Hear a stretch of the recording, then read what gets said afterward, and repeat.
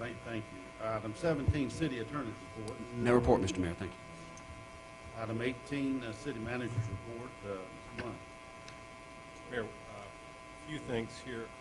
We will have 3 requests for in-kind services coming. 2 of them just missed the date by a little bit, but we think they're important. One is the 27 Forever Foundation Incorporated group. They want to have a program October the 12th, and this will all come back to you at a subsequent meeting with the details, but I'm just giving you a heads up. And really, this group deals with juvenile diabetes and also organ donations, and they're going to go out to Sims Legion Park. It's a real positive group. They missed it by a few days, but we think we can work. It's going to be October the 12th. So that group is coming.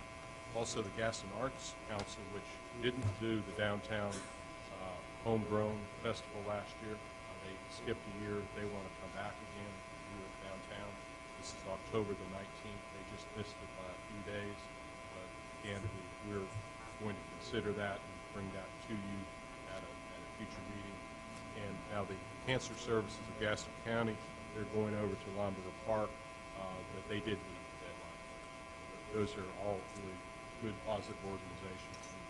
And unless the council, we have that 90-day requirement, and those 2 organizations just missed. Unless the council has a direction otherwise, we will work with those groups.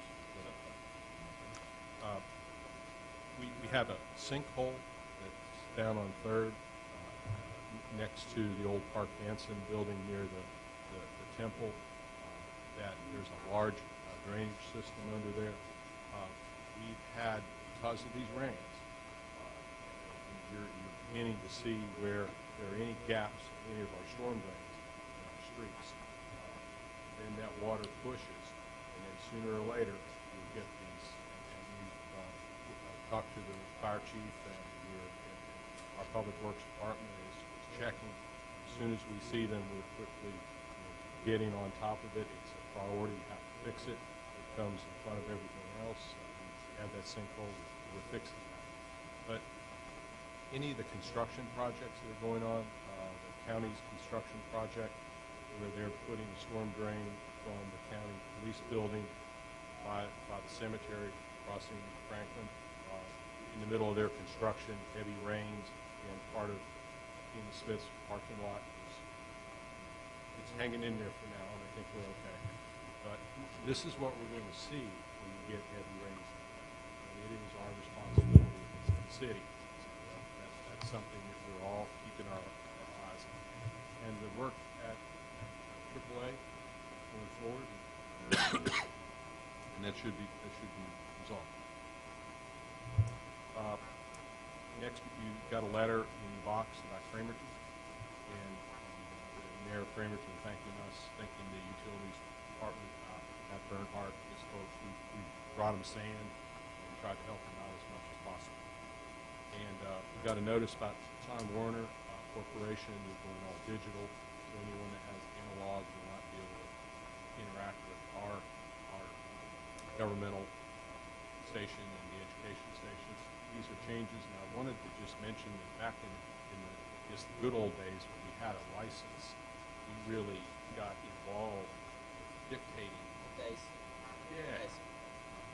Well, now, really, you see the arguments between Warner, Dish Network, and all of a sudden, communities like Los Angeles doesn't have CBS anymore. That can happen in any community nowadays. It's between the big companies. We really don't have the ability. Any of your constituents that call, we'll get that information. All these big companies have government affairs people, and they're trying to be sensitive to the public. So all we have is the bully pulpit.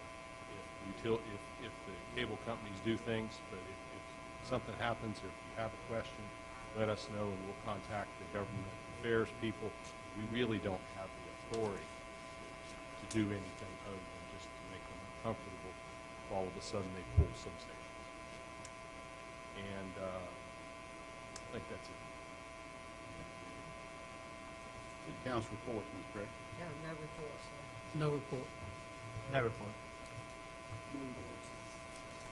Just one item. I received some information today about one of our staff members who is going to receive the Robert E. Stipe Award. And this is North Carolina's highest award presented to working professionals who demonstrate an outstanding commitment to historic preservation as part of their job responsibilities. And since 1983, this award has been given in honor of Robert E. Stipe of Chapel Hill. And Bob Stipe, who died in 2007, was a much lauded educator in the field of historic preservation and mentored to a generation of preservation professionals.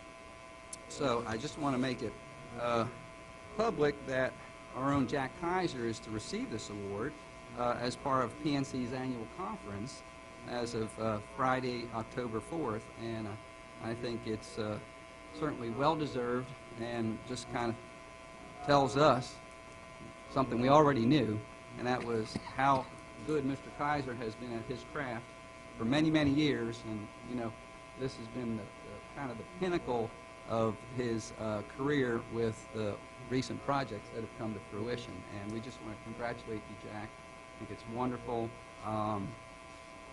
Those that can make it in Edenton on Friday, October 4th, are invited to attend, and I have this information if anybody would like it. So, but hats off to you, sir.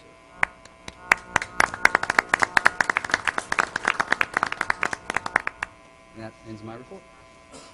Thanks, sir. Several items. First off, I was attended the first meeting trying to get a neighborhood watch together in Catawba Hills. We have real good community support there, Chief. A couple of your officers were out, and I think that's going to happen. I think it's a great community, and we had, I guess, about 30 people at the community watch meeting, which is pretty good to start off. Secondly, although we pretty much missed it, folks, tonight is National Night Out that is happening down at the Target store. I think it's going to be over after the time we pretty much get out, but our PD is down there. Target has made a donation. They have a lot of good displays down there. And lastly, next week is the Shrine 100 race over at Carolina Speedway. Was there last year. If you like racing at all, it's for a great cause. They have a rain date, and I'm going to try and get there again this year. I thought it was really fun. Thank you. Thank you. I'll only say that Saturday I represent the city in Bethlehem Church for the National Guard members that came home when they went. And it's his 505th Division, and 200 of them, and that was a wonderful, wonderful reason to be there. And certainly they've done it, and I got to speak to every one of them. So, glad to do that. Anything else? Is there a motion to adjourn? Second.